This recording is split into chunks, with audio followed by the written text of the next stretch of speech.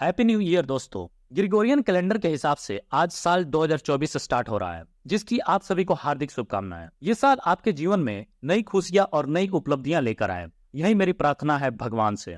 दोस्तों, आज हम लोग बात करेंगे अपने इसरो के एक मेगा प्लान के बारे में, जिसके बाद स्पेस के अंदर भारत का मिलिट्री पावर काफी इंप्रूव हो जाएगा।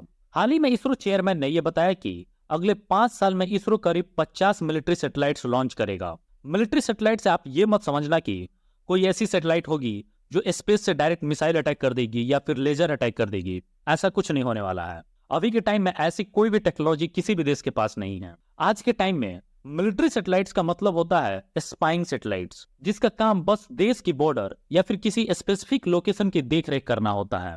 और अनफॉर्चुनेटली भारत इस मामले में काफी पीछे है। अभी के टाइम में अगर हम कुछ डेवलप देशों को देखें तो उनके पास काफी ज्यादा मात्रा में मिलिट्री सैटेलाइट्स हैं, जैसे यूएस, चाइना, रसिया। इस मामले में भारत काफी पीछे है। आप ये लिस्ट देख सकते हैं। अभी के टाइम में यूएस इस मामले में नंबर 1 पे है। यूएस के पास टोटल 239 मिलिट्री सैटेलाइट्स हैं, चाइना के पास 140। लेकिन इंपॉर्टेंट बात यह है कि चाइना लगातार न्यू सैटेलाइट्स लॉन्च कर रहा है और काफी तेजी से लॉन्च कर रहा है। जल्द ही वो यूएस के पास पहुंच जाएगा। रसिया को देखें तो रसिया इस मामले में थोड़ा पीछे है। आमतौर पे ऐसा नहीं होता है। उसके पास अभी सिर्फ 105 मिलिट्री सैटेलाइट्स हैं। आमतौर पे रसिया खास करके मिलिट्री फील्ड में यूएस से या तो आगे होता है या फिर उसके नजदीक होता है, लेकिन यहाँ रसिया काफी पीछे है। उसके बाद हम देखें तो 4th नंबर पे फ्रांस, जिसके पास 18 सैटेलाइट है। इटली 13 सैटेलाइट्स के साथ 5th नंबर पे है। और वहीं इजराइल के पास 11 सैटेलाइट है।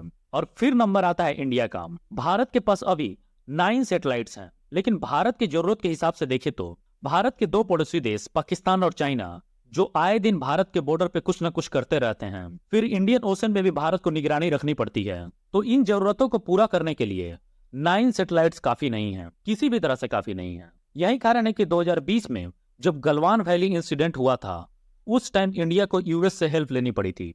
और उस इंसिडेंट के कई महीनों बाद तक यूएस इस रीजन की इंफॉर्मेशन देते रहा इंडिया को। वैसे इंडिया और यूएस के बीच सैटेलाइट इंफॉर्मेशन शेयर करने को लेकर एक एग्रीमेंट है पेका नाम से। लेकिन अगर फ्यूचर में भारत को मिलिट्री सुपर पावर बनना है तो अपने देश को पूर्ण सिक्योर करना पड़ेगा। और उस टाइम किसी एग्रीमेंट से काम नहीं चलेगा। भारत को इस फील्ड में खुद आत्मनिर्भर बनना पड़ेगा।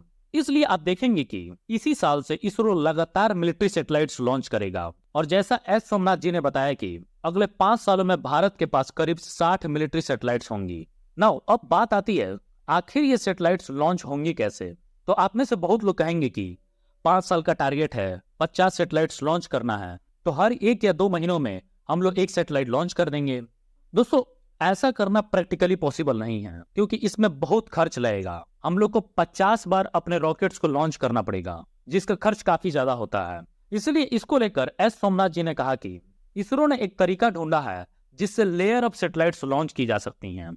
अब ये लेयर ऑफ सैटेलाइट्स लॉन्चिंग क्या होती है, ये अभी तक एग्जैक्टली पता नहीं चला है। इसरो ने इससे पहले एक साथ 100 से भी अधिक सैटेलाइट्स लॉन्च की हैं। लेकिन खास बात यह है कि वो जो सैटेलाइट्स थी वो छोटी छोटी सैटेलाइट्स थी, उनका वजन भी काफी कम था। ये जो मिलिट्री सैटेलाइट्स होंगी, इनका वजन काफी ज्यादा होगा। तो इसलिए एक साथ 50 सैटेलाइट्स को लॉन्च करना पॉसिबल नहीं है। और ये लेयर ऑफ सैटेलाइट टेक्नोलॉजी क्या है, ये तो एग्जैक्टली तब पता चलेगा जब लॉन्चेस की जाएंगी। लेकिन अब बात आती है कि आखिर इन सैटेलाइट्स को कहां और कितनी हाइट्स पर छोड़ा जाएगा।